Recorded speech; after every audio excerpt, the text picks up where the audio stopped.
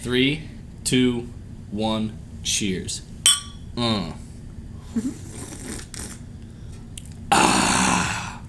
Welcome to the very first ever Ben and Brittany podcast. Why did we start podcasting? We don't know. We just thought it would be fun. We have a lot of things to talk about, a lot of advice to give, a lot of stories to tell, things about our lives that we feel are like kind of unique. So this is going to be our outlet for this. And if you guys like us, then you're at the right place. If you don't, just click off this podcast. You ain't got to watch it or listen to it. You ain't got to do that. But I'm Ben. I'm Brittany. Yes, you are Brittany. And this podcast is going to be about, it's pretty much our story from start to finish, how we met and how we got here doing this podcast, sitting in these chairs today. So, January 1st of last year. Was it 2018? 2018. January 1st, 2018, the day of the new year. I played a show at Blarney's. Well, let's back up. Oh, go ahead. December 30th, 2017, I had gone out with my cousin Tori, which was the first time I had gone out in over 4 years. You know, mom, 2 kids, doesn't get out much. And married? I was technically legally married. But it was all over. Yeah. And yeah, I was we were in the process, or I was in the process of leaving, just getting ducks in a row. And Tori knew that, so she took me out December 30th with some friends. First night out in 4 years, and had a great time. I felt like I got it all out of my system, but Tori had met someone there that night. Fast forward to December 31st. I'm like, all right, I'm not doing that again. Got it out of my system. So I've been out once in 4 years. I'm hungover. Yeah. Not doing it again. I was not hungover December 31st. No. I was not. I was pretty proud of myself, actually, with the amount I drank the day before.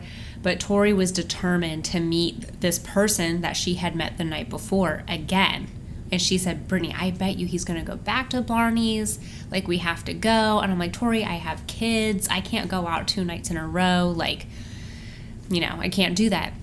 Well, but she begged you. She begged me, and her mom, my aunt and godmother, said, Brittany, we're not here often. Like, go hang out with Tori. Go out, get laid.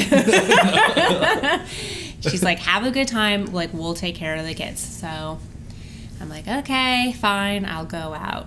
So we go back to Blarney's, and there's this random band playing that night, and I looked right at Tori, and I was like, listen, if this band is no good, they've got one song, and if they are not good, we're going to like some dive bar and we're doing karaoke, because I'm not going to spend the whole night listening to some shitty band on New Year's Eve. That band was my band, the Small Town Titans. Needless to say, they were really good. So you showed up and were just like, yo, this is a rock and roll club. I ain't about this. And then like... No, it's not about... I like rock and roll music. Like You didn't strike me as somebody that liked rock and roll. A lot of people don't expect that from me. Yeah. I like pretty much all kinds of music. I'm just... Maybe rap is not like my thing, but I love rock music, and that's... I definitely... You know, it's a genre that I listen to frequently. So you were just like... But I've never heard of your band, and I'm like, I'm not in the mood to listen to somebody's originals that I can't sing along to, because when I drink, I like to be able to sing along, and I didn't know if I was going to be able to do that. You're like, I better know the words, Tori, or else we're going karaoke. And we played one song, and you stayed. We stayed. Why you guys, you were really good. You were really good. And there was this little crowd of people in the center. And every time we looked over at them, they were all bouncing. And I was like, Tori, let's go bounce. Like, I want to go bounce with those people. So you met up with fans of ours that are friends now, like Adam John Klinger. Yeah. And people like that, and just started jumping around. And that's when I noticed you. Because I stole John Klinger's hat. Yeah. And he had a Small Town Titans hat, and I was wearing it in the crowd. Yep. And so, like, everybody was drinking. This is New Year's Eve, by the way, obviously. It's New Year's Eve, and everybody's just partying their faces off. And including us, the band, like, we were drinking. Like, as the night went on, we kept drinking with everybody else. We were on stage. Everybody kept bringing us shots. So, like, needless to say, we were all just a little bit toasty. We weren't falling over or anything, but we were toasty. So, me having a little bit of extra confidence, I see Brittany in the crowd. And what I see is this adorable little blonde that I've never seen before wearing a Small Town Titans hat. And I was like, yo, who is that? And we made eye contact, and I was like, she wants me.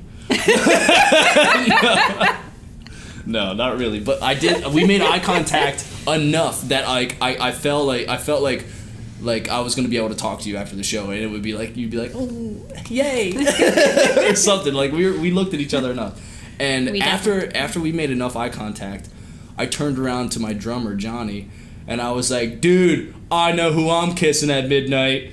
And you said... I heard you. You heard me say that. I heard you. And I was like... And my cousin Tori was like, Brittany, he's talking about you. And I was like...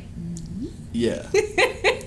No way. Yeah, Not me. And she was like, no, you. He's been looking at you all night. And I was like, oh. I was. But at first, I thought you were trying to hook me up with your friend. For a minute. For a minute you were. And then you were like, yeah, no. And then I was like, actually... I'm gonna be super single here in a hot minute, and you're really cute. Yeah. So we get off stage. We take breaks every now and then when we're playing shows. We go off stage, and like that confidence that I was talking about earlier vanished. Mm-hmm. So like I got off stage. I saw her having conversation, and I was just like, I'm not even gonna go over there and assert myself. I'm just gonna go to the merch booth, do my thing, have some more shots. Maybe it'll happen later. We get back up on stage. She's back in the front row, and she's looking at me again. Mm-hmm. And then we played our last set, and the show was over. When the show was over, we kind of like... that's when everybody comes up to you, and they either tell you suck, or they tell you did a good job.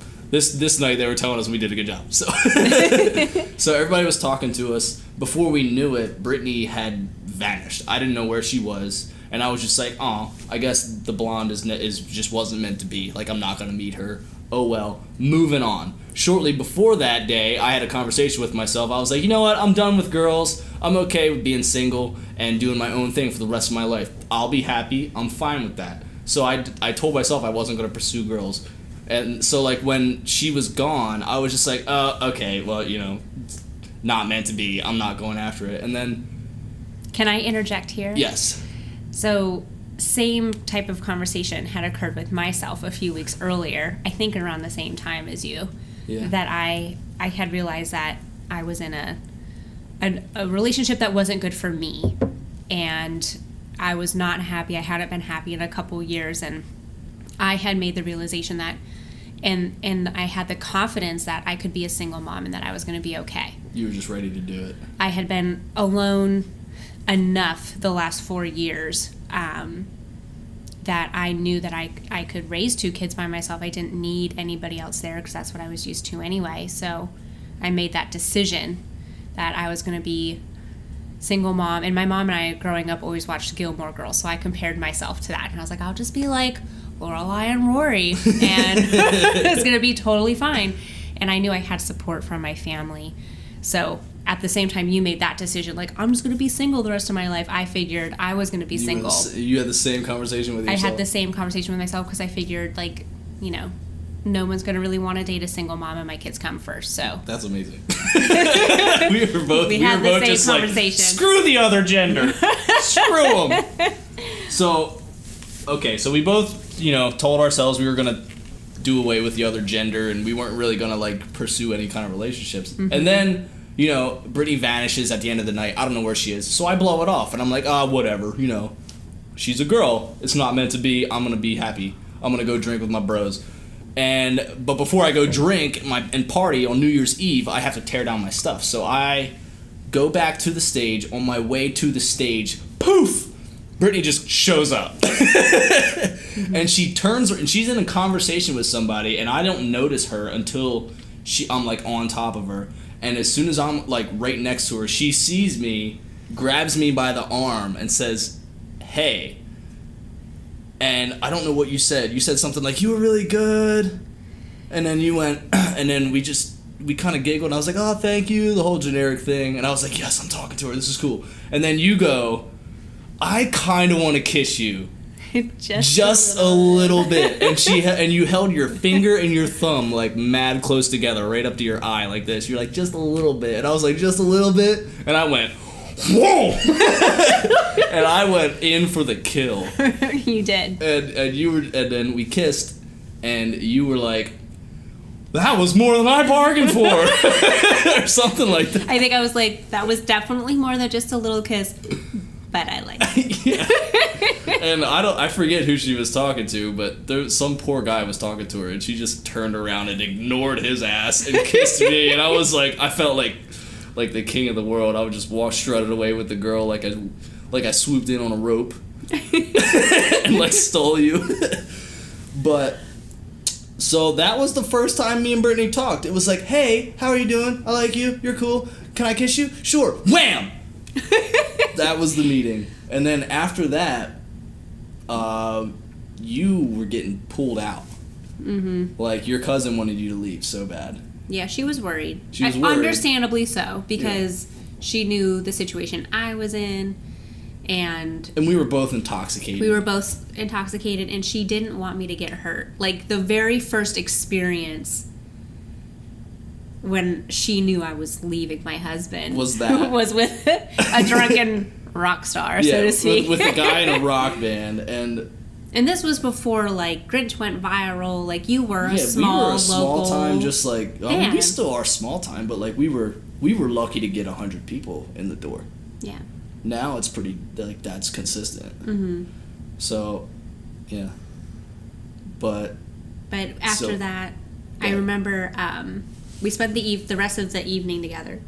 Yeah. That we could, and then it was time for me to go home. But you were like, you didn't want to leave, and Tori wanted you to leave. Right. And I was like, you don't have to leave. You can hang out with me in my hotel room. Red flag, red flag, red flag. Tori's like, oh, no. No. What are you going to be doing in that hotel room? You going to be beer bonging shots of Jack? Are you going to be doing lines of blow? Like, she didn't know who I was. Right. She just thought I was a rock band guy. And that is not her fault.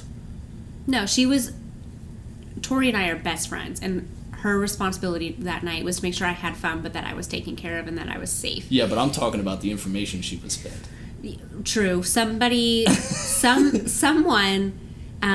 noticed that Ben and I were talking a lot after him and I first met, and someone fed Tori a bunch of information telling her that Ben was there's some guy that likes to add another notch to his belt, and that he was a horrible person, and he fed her a lot of what came to find out to be lies. I didn't know about this until like way after we were hanging out. I didn't either. So basically, she was like, "Oh my gosh, Brittany's like with this predator right now, and we need to do something to get her out of there." So had I been in her shoes, I would have done the exact same thing. Yeah.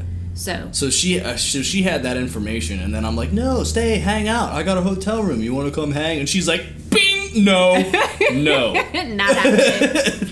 She's like, that's how movies start. No. Mm-hmm. But every time Tori tried to get you into the car, I literally ran away. Yeah. I literally ran from her. No shoes, ran back into the bar. And I was like, hey, you again. And I was nice to see you. Help me. Yeah. Take me to your room now. And we went back and hung out. Well, we convinced Tori. We did. Tori, I talked to Tori for a little bit, and then I think she started to realize that I wasn't like everything that she thought I was. Right. I wasn't this predator like asshole that she was told I was, which I don't know why somebody would say that. Like, I think they just wanted you. They wanted Brittany, and most of the time I'm oblivious to that. Brittany wanted me, so they were just like, that guy's an asshole. But hindsight is 20/20, and looking back on it now, that person was definitely trying to hit on you to get me. Yeah. let's just put it that way. Yeah. Facebook messages definitely exchanged thereafter, and it was quite obvious what had happened. I was totally not interested. All I could think about thereafter was Ben. Yeah. Mm-hmm. Well, let's tell the rest of the story because there's more to it about how much I thought about you too. Okay. So we go back to the room and we're hanging out and everything's gravy. Everybody's having a good time. Tori realizes, oh my god, okay, they're not doing blow. There's not strippers here. Like, it's not a rave. There's nobody shooting up heroin in a bathroom. Like, it was just people chilling in a hotel room drinking some Keystone Light. I made fun of you so hard. I was like, dude, I haven't gotten out in 4 years except for the night before. And we're drinking Keystone Light. Yeah, and I'm like, what do you want from me? I was like, at least Miller. Christ. And I remember you were just so pretty, so I loved you already. But I didn't we didn't have anything in common. And I just remember we were hanging out and we started talking about music and you were like, what's your favorite music? And I was like, I really love the blues. And you went, that is so sexy. And I was like, really? Oh my god, I think I love you. And we ended up just hanging out all night with all of our friends. It was a great time. And before we left, I had kissed Brittany again. And she left. And the next, she left, and the next morning I woke up and I was like, okay, let me assess this situation. Before I left, you had come to the realization that I was in a situation where I was still technically legally married, and that I was you had 2 children. I did know that too. And then I had 2 kids, and that I was in the process of trying to get out of that situation. Yeah. But didn't give you a lot of details. No, I just knew the big chunks. And me, being the person I was, that was like, yo, not hanging out with girls anymore, not going to try not going to do this relationship thing. Just not going to do it. And then I really liked you, and I woke up the next morning hungover because we had been drinking. Mm-hmm. And I just assessed the situation. I was like, oh my god, last night I totally was making out with a married girl that has 2 kids. And I liked her. I liked her. And I was just like, what is wrong with you? Why are you thinking this? Married, 2 kids. What are you... Why? Why would you do this? And I thought to myself, I was like, I should just friend request her and reach out. And then I told myself, no, you can't do that. Because she's married and has 2 kids. She's probably... You know how I'm waking up in the morning assessing the situation, what are you thinking? She's married and has 2 kids. I was thinking that about you. Mm-hmm. So I thought you were waking up going, oh my god, what did I do last night? I'm a terrible person. I can't do... oh my god. I thought you were going to be mad at me. So I didn't friend request you because I thought you would be like, what do you think you're doing messaging me after last night? I can't believe when that happened. But I didn't know that you were super unhappy and weren't, and you were planning to leave so long. I didn't know that. Meanwhile, I just thought that it was a crazy night. Yeah. Because you didn't tell me enough. Well, we didn't have the opportunity to really chat, and I didn't think that night was going to go any further. Because I had it in my head that I was just going to be a single mom for life, and I was okay with that.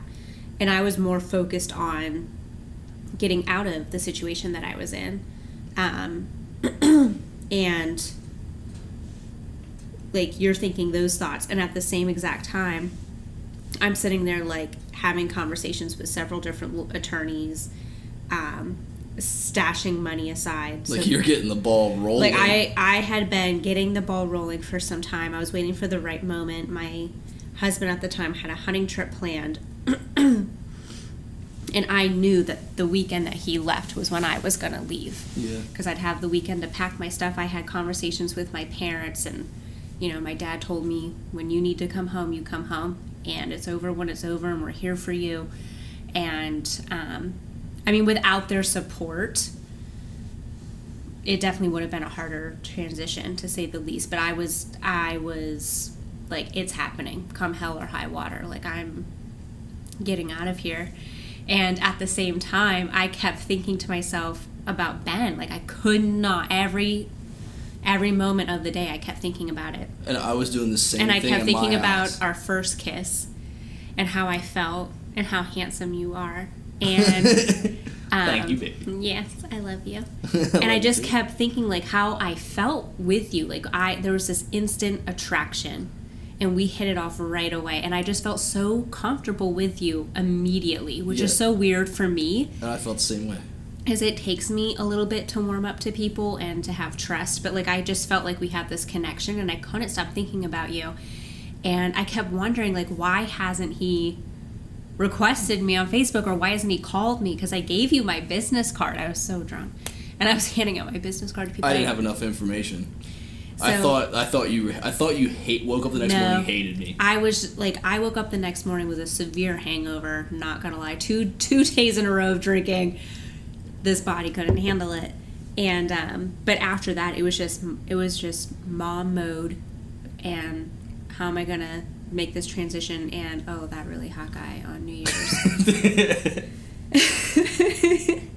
And I kind of just had it in my head that was like just a fling, and I didn't feel guilty, and that was my confidence of knowing that I was making the right decision. Yeah. Had I felt guilty, then it would have just been like a sign of maybe this is just a super long rough patch, and maybe you need to work on it. But there was nothing left. I had no guilt, and I couldn't stop thinking about you. And I was like, yeah, this is just my reassurance that I'm making the right decision, and that my bags are packed and I need to leave. So it just reinforced that you could do it and, like, be happier. Exactly. Yeah. And then finally, it was about a week later, maybe not a whole week later, maybe it was 5 days later. And I remember going to bed that night. Bless you. Sorry. I remember I slept on the couch for a long time, and I was getting curled up on my couch and watching Netflix, and I told myself that if Ben hasn't reached out now, he's not going to, and you need to quit thinking about him because he is clouding your judgment, and you need to focus on your mission right now, which is to go move back in with your parents and to start over. And I told myself that, and that was like the first night that I fully slept. And I just had all this confidence. And then the next morning I woke up, and for some reason the first thing I did was check my Facebook. And there it was. And I finally had the balls to do it. I was like, screw it, I'm just doing it. Maybe all of that blew over and she can actually, like, have a conversation with me, or maybe she won't. I didn't message you. I didn't do anything. I was just like, friend request. We'll start there. Boop. Because, like, I was thinking about you the whole time. Bless you. Sorry. And, like, once I was like, maybe she doesn't hate me. Like, what's the worst that happens if I friend request her? And I was like, if she doesn't message me in, like, a day, I'm probably going to end up messaging her. But this is the start. So I friend requested you. Stop it! I think it's the fireplace. Turn it off. We're sitting by a fire, by the way, for those of you who aren't watching the video and you're listening. We're doing a video podcast and a regular audio podcast. We're doing them both. But where was I? So what was I saying? Oh, I was like, it starts with this friend request because I was like, I'm not going to text her. I'm not going to, like, call her. Like, what if she's, like, with her family? Like, I didn't want to be that guy, the homewrecker, but I couldn't stop thinking about you at the same time. So I was like, I'm just going to start with a friend request and see if she accepts it. And you accepted it. Sure did. And I didn't even know she accepted it because as soon as she accepted it, I got a message. And what did the message say? It said something like, hey, I really enjoyed hanging out or meeting you. Yeah, it said, I had a really great time the other night, and I apologized for not being super upfront with you about my situation. Yeah. And I was like, that's totally cool. I'm glad you're talking to me. And then I just said that I hope we could see each other again sometime soon. And then I was like, I can't believe you're actually saying that because I want to hang out with you. Mm-hmm. And then, a week later or something, you came over to the house for the first time? Mm-hmm. And we were both, like, shaking in our shoes. Mm-hmm. Like, the doorbell rang, or you knocked on the door, and I was like, oh shit. She's here. Oh. Okay. And, like, guys, keep in mind, I didn't, like, my living situation was was interesting to say the least. I lived in a closet-sized pink bedroom that had Disney wallpaper on it. And that's because I had moved in with some friends to spend less on rent. And the only room that they had to open was the pink room. And I slept in the pink room. The only thing I could fit in there was my queen-size mattress and a small nightstand. And I had to mount my TV on the wall. But the good part about that was it was like an entertainment center because the TV was like right in my face. Yeah. This tiny room. And I'm like, oh my God, she's at the door. I have to take her up to my room. Like, what is she going to think of me? This is going to be so bad.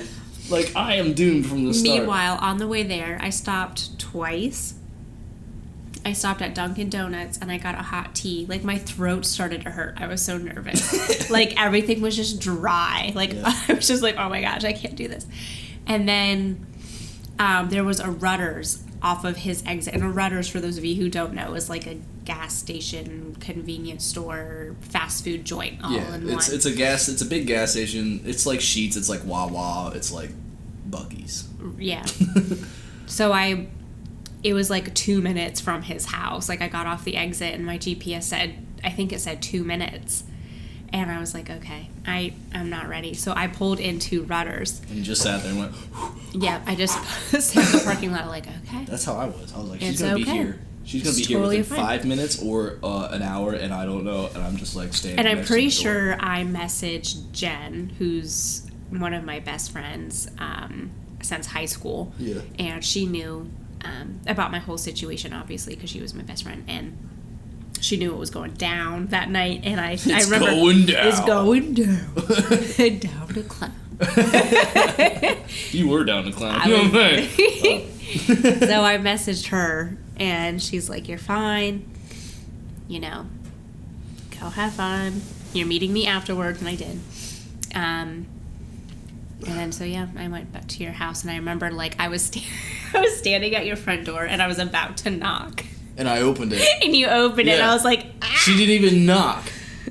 And I just went to the front door, and boom, there you were. Mm-hmm. I just remember being so nervous all the way up. I forgot about that. Yep. You didn't even knock. I didn't even knock.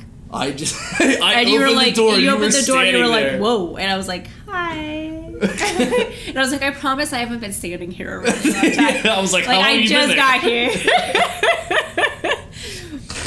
And then ever since that day, we were like joined at the hip. Like, any time that I didn't have the girls, I was with you pretty much. Yep.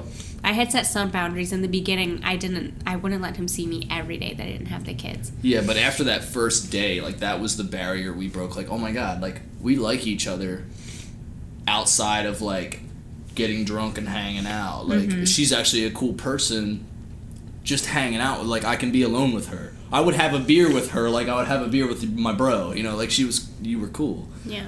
We instantly had, like, we just instantly had a bond. Yeah, and I was comfortable. I was, like, totally comfortable with you after you had come over to my house for that first day. That first initial day, it was a little nerve-wracking because we went upstairs into my room. We both looked at each other, and we were just like, you were like, I'm super nervous. And I was like, I am too. But I'm glad we're both nervous together, and we can both admit that. Like, that was the cool part, because then after that, that started to melt away. Mm-hmm. And after that day, Brittany would come over a lot more, and I remember when I knew she was the one. I remember it. Well, real quick, at this point, I was officially... What? I was officially, like, separated. Yeah, you were gone. Yeah, I mean, once we hung out that first day, you had told me, like, hey, like, I'm getting divorced, blah, blah, blah. Like, the ball had been officially... It's not because of you. It's a long-time thing. You know, I'm just here, so, let's just have fun. And that, after you told me that, I was like, listen, I had a conversation with myself that I wasn't going to do the relationship thing, and you better not fall in love, because I ain't falling in love. I'm in a rock band. I could leave next week. I don't know, but I ain't missing you when I leave.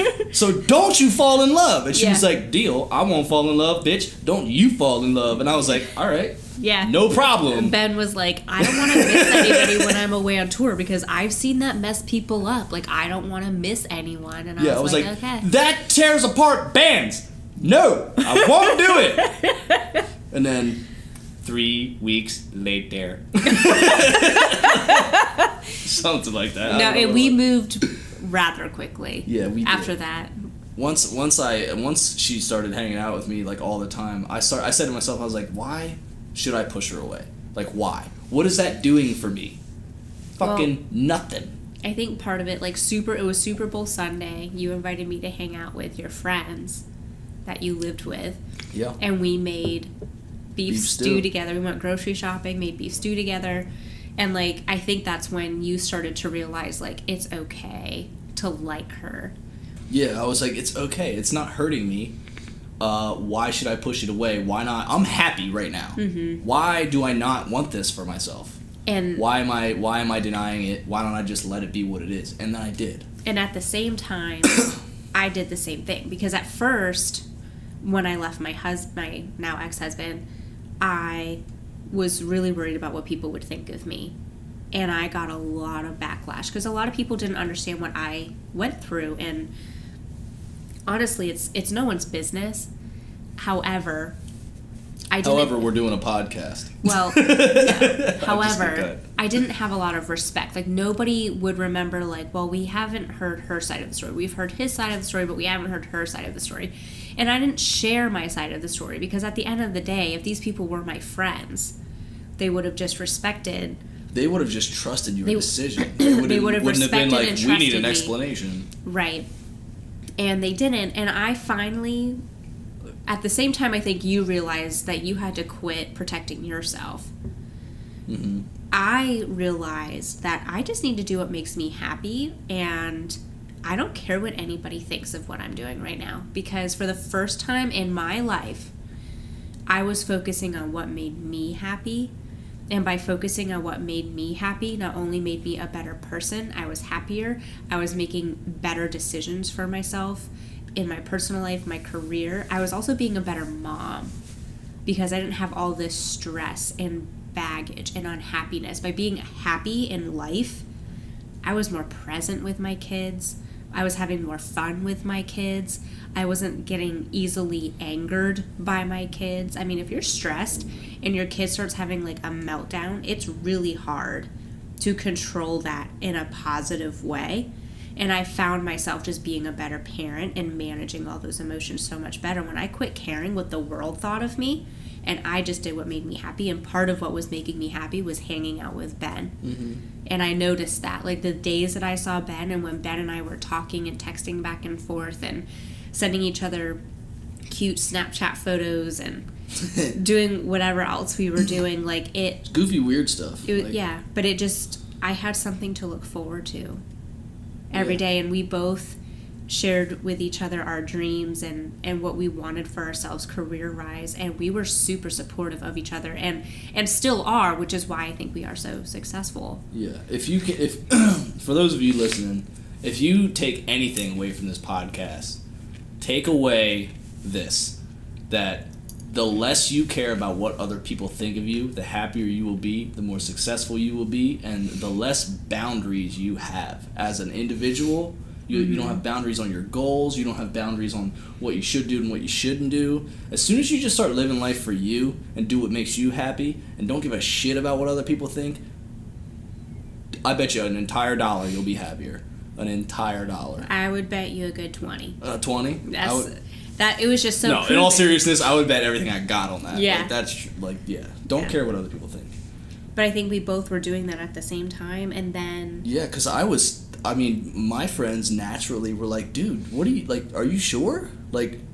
She has kids? She's like, just got divorced and, like, has 2 kids. Like, red flags. Bing, bing. She's desperate. She just wants you because you're the comfortable safety net right now. You're the rebound, dude. You're the fucking rebound, dude. And I'm like, crashing the boards. That's a basketball term for getting rebounds, by the way. Meanwhile, I was just like none of that was a thought for me. I was just going with the flow, and whatever happened, happened. I was super convinced that eventually Ben would just quit talking to me. So I had this, like, if I would text him and like an hour or two would go by because like he was sleeping because he worked third shift. Yeah, I worked third shift and she worked first, so. Well, I'm a realtor, so we tend to work during the day. Yeah. And I was working at UPS at the time. 2 in the morning to like sometimes 9, sometimes 11, and it didn't, you weren't off at the same time consistently. So like sometimes if I would text you and like an hour or two would go by, I would start to get nervous. I'd be like, maybe this is it. Like maybe this was the last time I talked to him. And I just had it in my heart that eventually you were going to wisen up and not want to talk to me because I do have kids, and you knew. Nope, I'm still stupid. Oh. I'm just kidding. I love you, baby. Wow, we're going to make people puke. Whoever's listening right now just went... But, yeah, so... But then it was the night of the storyteller show. We played an intimate acoustic show. I literally drove through a blizzard. Yeah. We almost canceled the show. Right, against everybody's advice of driving in that. My parents were like, what are you doing? Like, you shouldn't be going out in this weather. And you're like, I'm going to Jen's house. Yeah, I was like, I'm going to spend the night at my friend's house. Nobody knew about me still. Yeah, he was still pretty hidden in the beginning. And that was more, That was more so I feel like if I was in your shoes, I would have done that so I didn't have everybody trying to be my life coach. No, it was honestly more for protection. At that point, I couldn't post where I was. I couldn't post what I was doing. For your own peace of mind. Because there were certain people that were almost like stalking me at the time. So even my parents were a little concerned. So they were like, don't post where you're going. Like, don't tell people where you're going. You know, the only people that knew were my parents. And unfortunately, at this time, I even lied to them because I wasn't ready to tell them that I was hanging out with some dude. Hindsight's 2020. They would not have cared. Because at the end of the day, they just want me to be happy. But how you just said it was the perfect way. Like, you would have told them, they would have been like, oh, there's some dude. Like, that's what it would have been. Like, oh, God. And I just wasn't ready to have to explain myself, I guess. But that night, I went to this awesome show. You guys played acoustic. It was really intimate with your fans. And I got to know some of, like, your really core fans. Yeah. That were able to make anybody it that that night. Came to that show was invited. They were a Patreon member. Yeah. So see why you need to sign up for Patreon, people, if you haven't done that yet. Wow, shameless plug. Hey, I have to get as many paid fans for you as I can, I guess. Yep. But anyway, I got to go that night, and you and I ended up having this awesome suite to stay in. Yeah, kind of by accident. We had a suite at the hotel, and we sold that hotel out. By the way, you did. All 6 rooms. I think it was 20 rooms. It was something like that. It was 20 rooms, and it was sold out. But we just had such a great time, and then I think you and I were able to have a really good conversation with each other. And the next morning, when we woke up, you walked me to my car, and you had wanted me to come to your house that night. I didn't have my kids that weekend. I have joint custody, 50-50, so it was a weekend that I didn't have my kids, and you wanted me to come over and see you again. And that would have been the first time that we saw each other 2 days in a row. Yeah. Because I had been very weird about that, and, like, if I saw Ben on Wednesday, then I would not hang out with him on Thursday. And it was this weird, like, I had this weird wall up where I was like, I can't see him too much, and I can't spend too much time with him. He told me not to fall in love. Yeah, he told me not to fall in love, and I'm, like, ready for him to not talk to me anymore, so I didn't want to, like, dive too deep. Yeah. So this would have been the first time where, A, we spent the whole night together, literally spent the night together, and then B, I was going to spend multiple days in a row with you. Yeah. So I went home, got showered, went to your house, spent the evening with you, and I think it was at that moment, I remember I fell asleep in your arms on the couch. Yup, and then we both, I asked you when you fell in love with me, and it was the same, it was that night. Yep. Where I was just laying there in his arms, and I felt so loved, and I felt so safe. Yeah, and you know what we were doing? It was the corniest shit. It was the corniest shit. We were so tired. We were just chilling, and this was at the house that I lived in at the time with the pink room. So we were hanging out downstairs where it was cooler, and we were just having a good time. Everybody went to bed except for our drummer, Johnny Ross, was spending the night with us. Uh-huh. And I forget why, but he was there spending the night with us, and he's an avid gamer. I think like because of all the snow, he didn't. Probably it wasn't safe to go home. Yeah, I don't think he knew if he could make it home. Yeah, so he was there, and he likes playing video games, and I like playing video games too. But John is more into video games than I am. I had recently played this game called Layers of Fear, and it was really good. I was like, John, this game I have on my PlayStation is awesome. It actually scared me. It's better than the movies. You got to try it out. And he tried it, and we sat there. Brittany and I and John sat there while John played this video game, and he's beating levels, and Brittany and I are falling in love.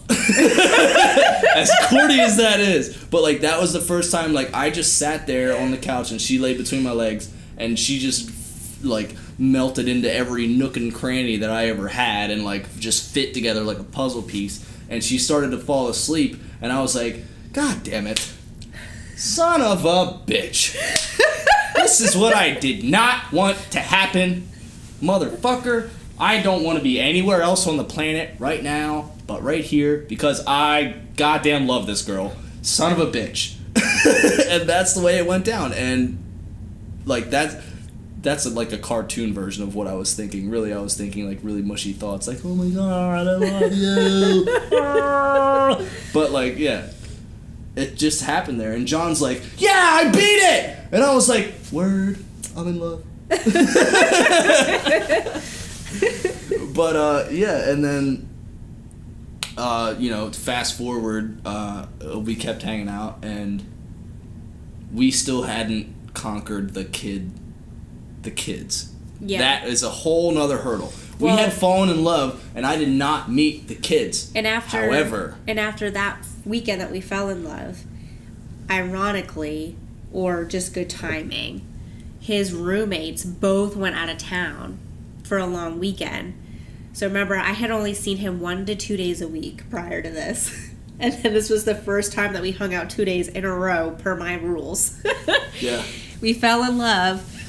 And then the next weekend that I didn't have my kids, I started living there every other week. Yeah, so you didn't have the kids on Wednesday and Thursday every week. You don't have them. I don't. And have every them. other weekend you don't have them either. So any given weekend, when you don't have the kids, it's Wednesday, Thursday, Friday, Saturday, Sunday. They come back on Monday. Right. So 5 days you stayed at my house. And your parents are like, what the fuck is happening? Because she lived at her parents', but she was living at my house. I was living with Ben every other week, and every Wednesday and Thursday after that. Yeah. And then finally, in May, it was going to be Mother's Day. Ben was going to be going on tour in July. Him and I were inseparable. We did everything together. We would wait to do stuff together. You know, I was doing his laundry at his home. We were cooking together. We were doing life together. Mm-hmm. And I remember I had been looking for an apartment for me and the girls. And finally, Ben called me one day. And I think I was actually walking to Michael's. I was looking for stuff for the apartment. I was so excited. I was buying stuff early. And like stocking up because I had nothing. I had everything I had when I was married. I got rid of because I didn't want anything from that house. Like it had this bad, like, I don't know, what do you call that? Juju. Like I didn't want it. I got rid of everything. So I had to buy everything from bed sheets, toasters, towels, decorations, like all of it. All that stuff. Yeah. And I remember Ben called me one day when I was shopping, and he said, like, what if I came home from tour to you, and I moved in with you? And I just said, I would love that. And then at that moment realized, crap, like, you haven't even met the kids yet. It's May. Your tour's in July. Yeah, we were very loosely talking about that idea, though. It's like, what if we did that? Yeah, it was super, super loose idea, but we realized, like, if that's even remotely an idea, you need to meet the kids. Mm-hmm. So Mother's Day. And I was like, oh my gosh. This is a whole nother thing. Like, this is step 2, isn't it? I was like, this is step 2. I'm getting locked in once I meet these kids. Like, I had fallen in love, but everything had happened so fast. I was like, damn, I'm going for gold. Let's go. Yeah. So what we did from then on out was, since we decided we were going to meet the kids and possibly, you know, we both knew we wanted to spend the rest of, well, maybe not at the time, like, all of that, but, like, the rest of our lives together, but, like, we knew, like, this was real, and we were going to ride it out. We know now that we want to spend the rest of our lives together, but at the time, it was like, oh man, it was just take one thing at a time. So we're like, okay, we gotta meet the kids now. How do we go about this? So what Brittany did was, when she would pick them up after work, she would say, hey, my friend Ben's gonna call. Do you guys want to talk to him? And they were just being little kids. They were like, yeah, let's talk to him. And we did that every day. Yeah. For I don't know how long. But it got to the point where I was a familiar voice to them. It got to the point where they would want to talk to you before bed. Yeah, I loved it when you called me and they were like, hey, do you have a couple minutes? The girls want to say goodnight to you. And I was like, oh, win. Hashtag winning. Yeah. Done deal. Like, they want to call me. They were 4 and 1. Yeah. At the time. 4 and 1, and the oldest one, 4 years old, had the presence of mind to say, I want to call Ben. I was like, what? That's cool. So I felt really good about that. And then the very first day that I met them in the flesh, Brittany and I decided we were going to take them to the Turkey Hill Experience in Columbia, Pennsylvania, where I was born and raised. And it was a whole, it was just a whole thing. Like, that day was super scary for me. I just remember knowing that was the plan. Well, and we met sketchily. You met my parents in the morning at breakfast because it was Mother's Day. So we took my parents out to breakfast at Cracker Barrel. Met the folks for the first time. Then we picked up the kids, went to Turkey Hill Experience.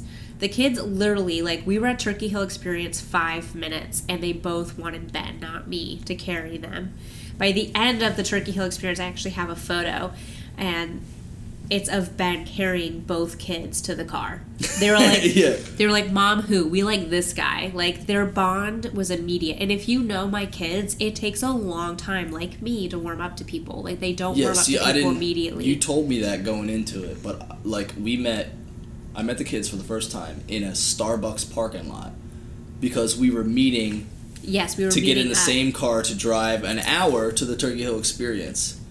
Yep. So we knew it was going to be a long car ride. So I pull in, they pull in, I get out of the car, I start walking towards the car, and I'm like, oh God, please let this go well. I open the door, and Brittany likes when I drive. So when she parks, she gets out of the driver's seat and gets in the passenger seat. Not even thinking about it. And the girls are in the back what the? What is happening? What's going on? And I get in the driver's seat, and I turn around and I just said, hello, how are you guys doing? I'm Ben. We've talked before. Or something like that. Mm-hmm. And I remember Kinsley just looked at me like I was a cartoon character. She was just like, what? And Kaylin did that she does this smile thing where she's just like... She did that. And I was like, oh, got this. They were fine, so we just talked all the way down. And then we got out of the car, and I held their hands on the way in. And I was like, gravy. Yeah. I'm so lucky that it worked out that way, because it could have went worse. It definitely could have. They could have been afraid of me, which I was expecting. I thought that was the way it was going to go. No, they liked you from second number one, and then they met your family after that. We went and saw Mama, Papa, and your mom, and they met everybody that day. Yeah. And they had fun over there too. Yeah, they loved Mama. Papa took a little bit for them to warm up to. Well, Papa's loud. Right. He's goofy. But now he's Kinsley's favorite. Yep. Which is, like, so adorable. That's so funny.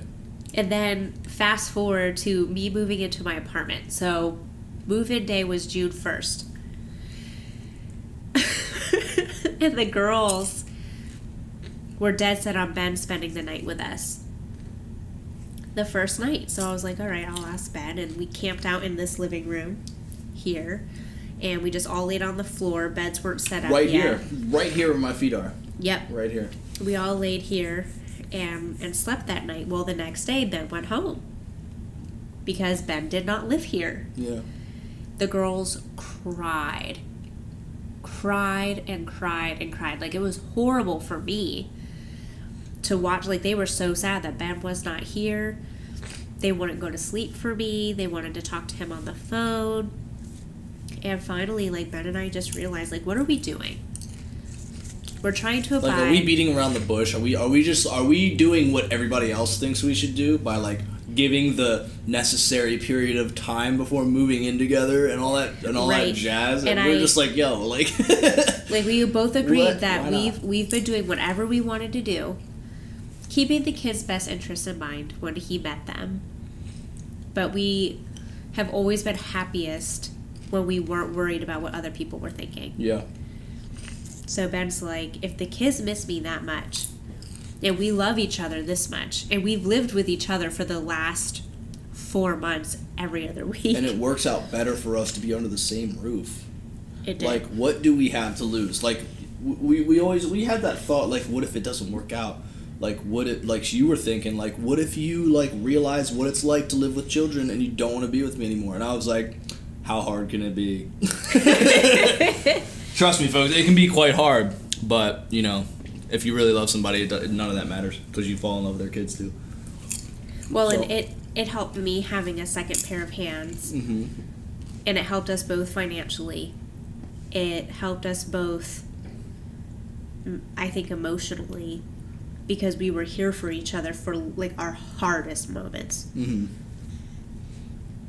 For sure. Yeah. And we definitely went through a lot in a short period of time, and I think that's what allowed us to become more than just, like, a couple. Like, we're best friends. We, like, obviously have each other's back, and that is, like, undeniable. And that's why we're doing this podcast. That's why we want to start doing this, because we've been through all the nitty-gritty, the nastiness, like, you know, divorce, quitting our jobs, bankruptcy, like, all of that stuff, and we're still here, and we're standing, and we couldn't be happier, and that's why we just decided to tell our story. We're not super successful, but we are on the rise. We're on the rise. We are on the rise, mm-hmm. and we've done that because of each other's support, and I definitely wouldn't be where I am if it wasn't for Ben. Well, let's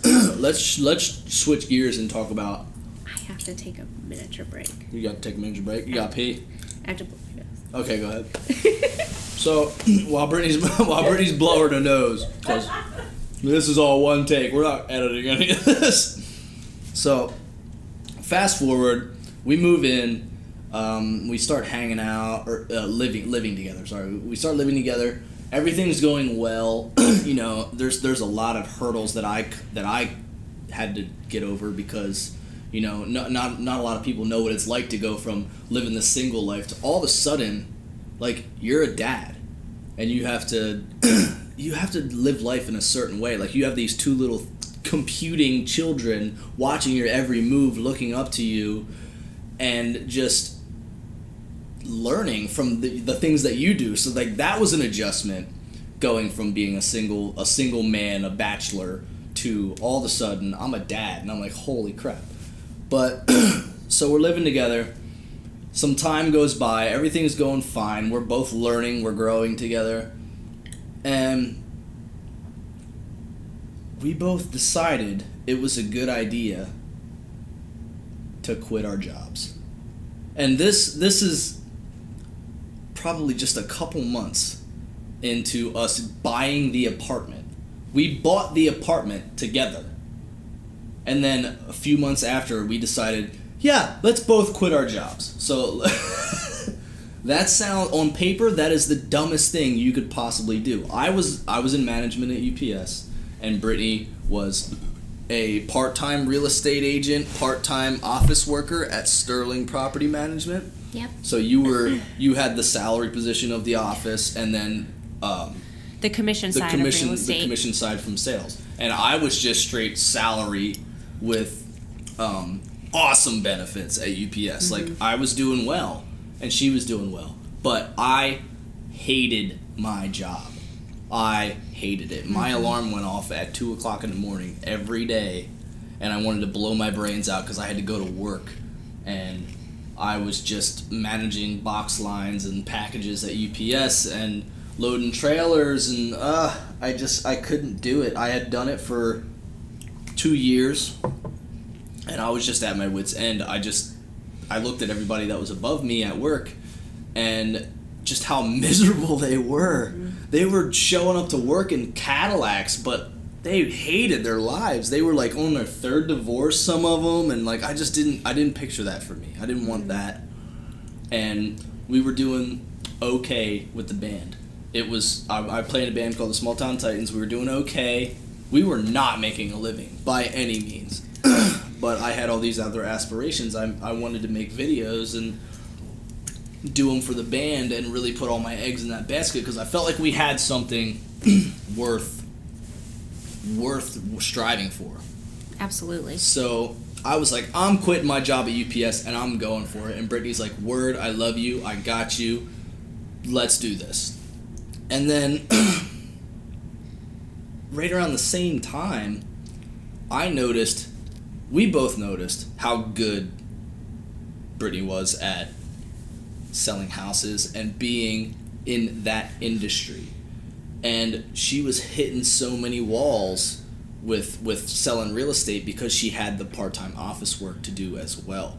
So she was making a lot of money selling a home, but she couldn't put all of her time and effort into selling homes because she had this part-time office work that she had to devote so much time for. And tell them about it. Well, and part of me felt guilty because there was definitely weeks where I couldn't get the office work done because sales does take up a lot of time. And you could think things are going smoothly and then there's a hiccup and it's a big hiccup and then now all your time is being devoted to this issue, so to speak.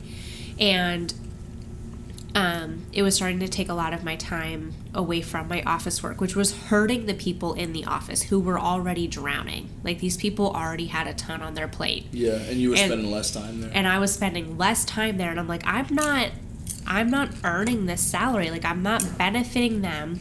I want to do sales full time, and I had this horrible battle. So finally, I started interviewing with different brokers. And I realized, like, You were sought after, though. You have to tell them that. There was people recruiting Brittany to be an agent for their company. Yes. And yes. I knew... And that's I just got to tell my side of this because I knew what you were doing at Sterling, and I knew that you were as miserable as I was at UPS. Yeah, I was miserable because I wasn't doing what I wanted to do. And I did have a few agents contacting me saying, like, why aren't you doing sales full time? Like, you need to get out of Sterling. You need to be doing this full time. And nothing against Sterling. It's just there wasn't the opportunity to do full time sales at Sterling. They're a property management company. They mainly focus in rentals, which is great, but that's just not what I wanted to do. And I kept telling Ben, like, Ben, Coldwell Banker called me today, or this person from Keller Williams called me today, and this person from Berkshire Hathaway called me today. And it was because in my first year of sales, typical independent agents, which is what I was at the time, only do 10 to 12 transactions a year. I did 26 in my first year, which is huge. And I have to credit that a lot to my old boss. He did help me, get some of those clients. But when I got that client, I took it from start to finish, and I handled it. And I got their house sold, or I helped them find a house, or sometimes both. And Ben said, why aren't you doing this full time? Like, if you were to take the amount of hours... Good at it. You talk so highly about the process of selling a home and the joy it gives you to do that. And then you just hate the office part of it. And you're only doing that for security, for financial security, a steady paycheck that you know is coming. Commissions aren't like that. Yeah, commissions, you could go months without one, and then you could have, like I had 7 closings in March, I had 5 closings this month, and then, January I had none. Yeah. So it's just, and when you have 2 kids, like, you have to worry about the fact, like, I need to be able to put food on the table and or keep a roof over the head, because I don't get child support, I don't get alimony, like, it was just me. And I don't have help from the state. Like, it is just my income, or at the time it was just my income protecting the family. Mm-hmm. But Ben made a good point. He's like, babe, you work 25 to 35 hours a week in the office. If you spent half of that time just focusing on sales, how much do you think you'd be making? And then I started talking to all these. And how much happier would you be? That was the biggest thing. Yeah, because both of us we want to be rich. Like, we're not going to sit here and lie to you. I want all the money in the world. Yeah, we want to be making good money. That's not a lie. But at the same time, our number one priority was to just be at peace with ourselves and to just be happy with what we had to do every day. Because you spend most of your waked hours working. Yeah. Like, if you look at your whole week, Monday through Friday, 9 to 5, like, you're at work. So why not at least be doing something that you love? So then I started interviewing with other agents, and I came across Lainey Klepp in a transaction, and her and I, we had a great transaction together, and I just felt like we hit it off. Like, we just had a good working relationship, and she's like, we need to go out to lunch sometime. And she started to talk to me about the Dave Hook team, and I was like, I don't know if I want to join a team. Like, I like being independent, I like doing my own thing, I want to be able to control my own hours and all this stuff. And at that point I was like, why wouldn't you just build the Brittany Shakespeare brand? Why would you work for somebody else? Right. And because by joining the team, like, there are some requirements, like, you do need to be in the office so many hours a week, and you do have to have so many sales a year, which that part didn't scare me. And you're still an independent contractor, meaning I don't have a boss. It's just I do have requirements to be on the team, and there is a team leader, and there are people that I report to that help keep me accountable and who coach me. Mm-hmm. But at the end of the day, it's still my business. Like, Brittany Shakespeare Realtor is still my own independent business, recognized by the government and myself. And what sold me, I remember I met with Dave like 3 times, I think, and I met with Lainey twice, and I had such a, like, it was so stressful for me to pick what I wanted to do. And I remember when I finally made my decision, it was because I went into the office and I watched them have a morning meeting, and I watched them do this role play, which is where they act like buyers and sellers and real estate agents, and they have conversations with each other, and they just learn how to better communicate with people. Because a lot of times we have this problem where we know how to solve someone's problem. You want to sell your house, like, great, that's what I do best. Like, I know how to help you, but sometimes we say those words too quickly and it scares people off. And it's not a salesy thing, it's just we generally want to help these people because we know how to do it. Mm-hmm. And those role plays just help you realize, like, how to smoothly help people understand where you're coming from and how you can help them. And I watched them do that, and I'm like, wow, like, I've never had this type of training before. This is amazing. Yeah. Like, this is what every real estate agent should be doing, role play every morning before they start making calls and start trying to solicit themselves as real estate agents. Yeah. And then on top of that, Dave was able to show me these spreadsheets, and he's like, listen, like, my systems work. And when I was looking at his spreadsheets and his like the amount of money he spends in advertising each month, I'm like, I couldn't spend that on my own. No, it's like, how can you grow in competition with that? Right. You can't do that.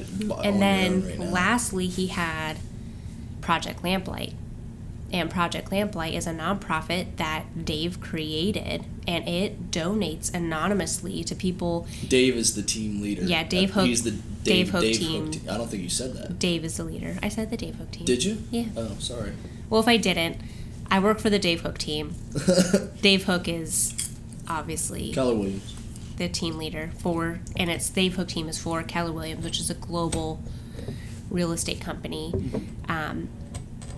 And Dave had created a nonprofit a couple years ago, and this nonprofit donates to people in the community who have immediate financial needs. So, for example, Jane Doe gets in a car accident, and because she's in this car accident, she can't work for 6 weeks. Because she can't work for 6 weeks, she's only getting paid 60% of her salary on disability. Can't pay her electric bill. Now her electricity is going to be turned off. Project Lamplight, if that's reported to us, Project Lamplight can help pay that electric bill to get her back current so her electric doesn't get turned off. And those are things that government programs are too slow to be able to fix. Like, there's government programs to help with food stamps. There's government programs to help with rent. But there's urgent, random, immediate financial needs that the government just takes too long. Not blaming the government, but it's just there's paperwork and a process. With Project Lamplight, somebody reports it, the board reviews it, we can cut a check the next day and help this person out. So anytime you work with the Dave Hook team, a portion of the sales, the money that the Dave Hook team makes, goes to Project Lamplight. Project Lamplight is on target to donate over $40,000 this year. And that was something that just hit home with me because... That was a big factor on why you chose it was a huge factor on why I joined the team because I went through a really hard time. And if it weren't for my family and Ben, there's no way I would have been able to stand on my own 2 feet 6 months later. Yeah. And I was the one that was going, you better get your fucking ass over to somewhere else where you can be a realtor. Like, I was like, I kind of like forced you to, not forced you, but like I definitely pushed you to do it. And like, looking back on that, that's like me pushing Brittany up against a ledge and going, you better jump. Yeah. Like, that's what that was. Because like, I had just quit my job 30 days prior. Yeah, and you were doing all the heavy lifting as far as our finances went. And I was like, yeah, jump. And you were like, what? Oh my God. And I think after I talked to Dave, I looked at his spreadsheets, I heard about Project Lamplight, I saw how this role play went. And the Project Lamplight again just struck that chord because these people didn't have the family support that I had to get them on their 2 feet. Or they had family, but their family just couldn't afford to help them. They didn't have the means to help them. Yeah. I had family that could help me, and I had Ben that was there for me. And that Project Lamplight was just like, I wanted to be a part of that. I wanted to help fund that nonprofit and help these people. And now I'm on the board, which is super rewarding. And I love the fact that that's a part of the team. But yeah, there's Ben pushing me to like jump off this cliff. And finally, after I looked at the spreadsheets, Dave said, so are you ready to make a decision? And I said, yeah, where do I sign? Yeah. And we signed the paperwork that day. And I said, I want to give Sterling enough notice. I had to quit Sterling 3 times before my boss believed me. He was like, you're not leaving. Yeah. Wait, what? You're leaving? No, you're not. No, you're not. And wait, you're serious? Oh my God. Yeah. And so my last day at Sterling was literally a month from the day that Ben quit UPS. And we both truly... We took our lives and went, flipped them upside down. Turned it upside down with 2 kids, with an apartment that I just signed a lease for June 1st. Yeah. So... And... We had just, I had just bought all this stuff for this apartment on no debt. We didn't create any debt with it. We didn't have credit card bills, and I can go into that a little bit later. That's a whole nother podcast. That's a whole nother podcast, yeah. But, we didn't have a ton of money in reserves, to say the least. We ran our tank dry trying to make ourselves happy and set ourselves up for the future. We Right. both took a leap of faith because we both believed in ourselves and each other. Yeah. And I wouldn't have had that with anyone else. Like, the fact that we met each other and got there was pretty amazing. Like, I didn't think, like, because I had people and friends going, oh, you're in a band and you want to make videos? Cute. Yeah. Where do you work? Yeah. And I'm like, UPS. And they're like, oh, that's a really solid career. And I'm like, yeah, it is. I fucking hate it. Like, it's dumb. Why am I doing that? And I met Brittany, and we had this conversation about where we wanted to be and what we wanted to accomplish. And since we both knew that we were in love with each other, we were like, let's do this together. And we just went, yeah, at the same time, turned our lives upside down and went, oh, shit, we did this. And now it was like, I love this saying, and I'm gonna say this just because it applies to what we did. And it's like, in the old, like, Trojan, like, medieval war times, like, what's the best way to take the island? You burn the boats. Like, you sail to the island that your army wants to take, right? What's the best motivation to have them win that fight? As soon as they get on the beach, you burn the ships down. They have no escape. We had no plan B. We had to succeed. And I woke up every day at 4 o'clock in the morning. Both of us did. Yeah. And we started every day trying to get to a point where we felt comfortable, and we're fucking here. We're not comfortable yet, but, like, we don't need to wake up at 4 anymore. We get up at, like, 4:30. Lately, it's been like 5. It's been like 5. But we finally got to a point where we need an accountant. We need a financial advisor. We have multiple savings accounts to track the projects, I'll call it, that we're saving for. Yeah, we have potential to do really well. We just need to do it correctly. Yeah. So we're getting our ducks in a row for the future, and that's what we've done since we got together. We've always tried to look at the big picture. Keeping our happiness in mind. And also, at the same time we were doing that, we also had to learn how to, and it's not, I don't like the word balance, it's balancing, because sometimes you are going to be spending a little bit more time working, and sometimes you get to spend a little bit more time with family. But at the same time that balance of becoming self-employed, we also had to learn together, when our schedules are sometimes the same and then sometimes they're opposite, on how to balance work and life. Yeah, when you're self-employed, together. You'll find yourself working more than you would if you aren't self-employed, because Right. your work day never shuts off. There's always something that you need to do. How many days always. have we planned off, and then we both end up being on our phones the whole day with phone calls and spreadsheets and emails and putting out more fires often than I'd like to admit. and solving problems? Like, there's so many times where we've planned for days off and you just couldn't. You know, there's times where we'll block time. We call it blocking, calendar blocking. Yep. And we'll block time in our calendar to be off. But if something urgent comes up that can kill a real estate transaction, or something urgent comes up that, like, the band needs to take care of immediately, or it could create all these other problems. Or, like, we just got raped in taxes and we had to pay more in than we ever thought we would have to, Yeah. because we're self-employed now.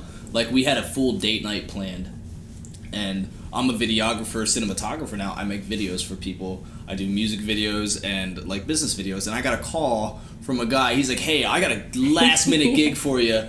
We're doing this entire conference, and I need video. I need you to capture the entire thing. And I looked at Brittany, and we were, like, getting dressed to go out on our date night. Yep. And I was like, Brittany, I will pass on this if you want to, but I also know we need this money. Yeah. And she goes, we're going to the event. Get your camera. So we spent date night at work. I changed from jeans and a nice shirt for dinner to a black dress. And we went. Yeah, but we were together. Yeah, and at the end of the day, we found balance in that. Yeah, we were together. It was still date night, but I was definitely working. Yeah, but we have to do what we have to do, and sometimes I'll say I'm not taking appointments this weekend. Like, we need to go adventuring with the kids. And then on the way to the adventure, aka Disney on Ice, I show a house. Yeah. And then write the contract. We just have to make a quick pit stop at 325 Elm Court. And then I write the contract on my iPhone through Dot Loop. Yeah, this is why I always drive. On my way to Disney on Ice and wrap it up by the time Disney on Ice is over. But we figure it out. Yes. And yes, this is why Ben always drives, because then I can handle those things while he's driving. So we're just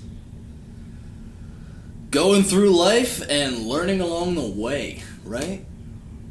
Yeah. We don't know what we're doing still, but we have an educated guess. We have a hypothesis of how this life thing is supposed to go. We're definitely getting a better grasp on it. We have a lot of spreadsheets. We use a lot of applications together that we both shared, and that's probably a whole nother podcast too. Yeah. And all this stuff that we're doing is like not normal. It's very unorthodox, I think. At least from like people that like normal people. I don't know, it's weird. Like, not everybody, you don't find a lot of couples that are both self-employed, both like had the conversations with themselves that they were never going to be in a relationship and be happy, and then got into a relationship and then moved in, and one took on 2 children that he doesn't know, and next thing you know, they're both quitting their jobs, and then all of a sudden they're like struggling to buy Christmas gifts, but then 2 months later they're like going out to eat twice a week, and like it's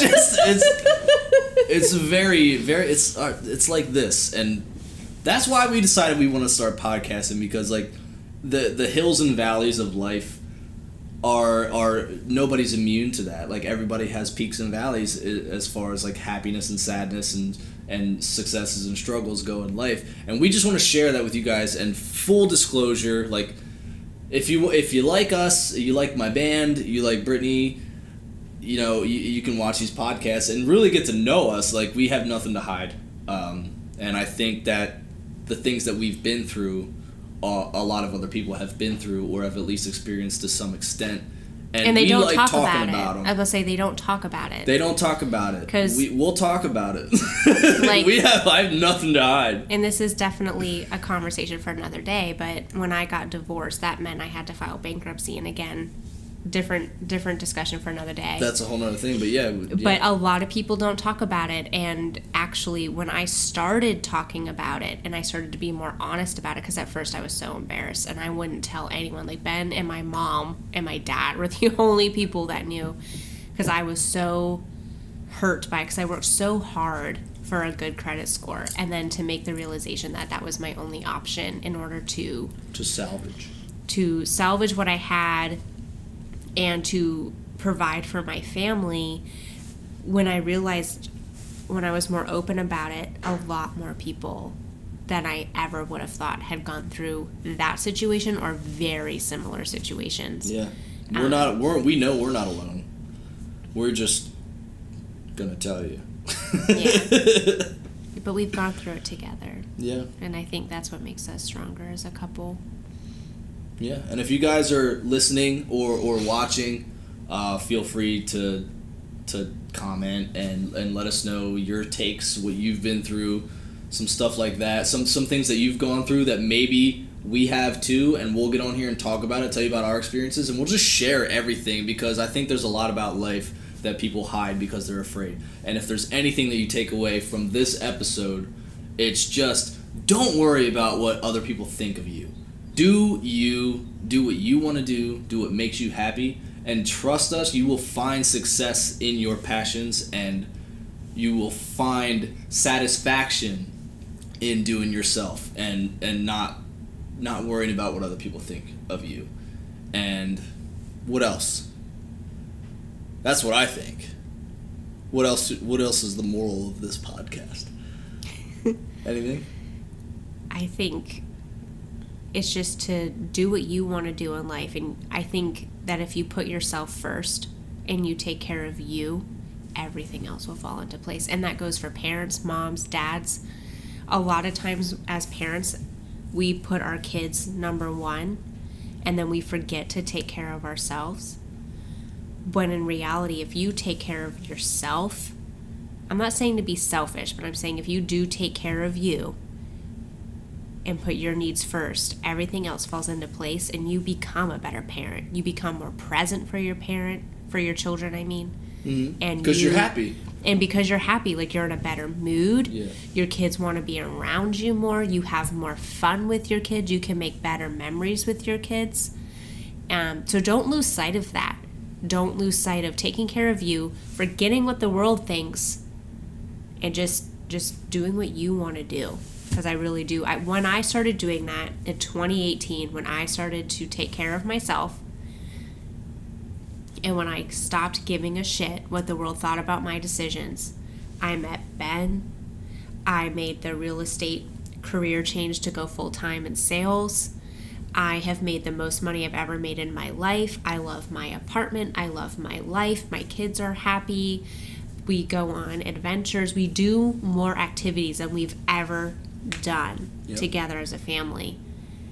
And my kids now know what a healthy family looks like. Yeah, and when I quit my job, I started diving into the video thing. The band started doing videos. The band took off. We do videos now. Like, that's a big part of our thing. And, like, just to be totally honest with you guys, like, years ago, I told John and Phil in the band that, and they'll admit to this, like, I was like, guys, I think we should be doing videos more so than playing shows. And they were like, you're stupid. That's a dumb idea. We're not going to do that. Hindsight's 2020 now. And I they still felt that way when I quit my job and started to do videos. I had to prove to them that what I wanted to do was like legitimate and it was going to work. And like until I made that decision to be like, this is what I want to do. I'm not letting anybody else dictate what I'm doing. This is what I want to do. I'm just going to do it. Everything fell into place after that. The non-believers became believers, and my life got better. I had already met you. But Yeah. like, I just own yourself, be proud of yourself, and create the life that you want to live. That is all from us. We're going to sign off. I hope you guys enjoyed this podcast. Please like, comment, subscribe, all those other actions that you need to take in 2019 to, like, be cool, I guess. be noticed as like somebody who you should listen to because they have X amount of subscribers. So subscribe to our channel and be one of those X's, I guess. Because we love doing this. We have nothing to hide. We're gonna keep making podcasts because like I get to have some drinks and shoot the shit with my lady, and we get to tell you our story. This podcast was our story. The next podcast is going to be about some other thing that we've accomplished or struggled with or had fun with. Like, we're just going to have some drinks and shoot the shit and tell you guys about life. And our story is my favorite. It's my favorite too. With that said, what's our goodbye? What's our send off? This is our first podcast. We don't really know what we're doing yet. How should we send them off? I don't know. Like this. This is what you're gonna hear.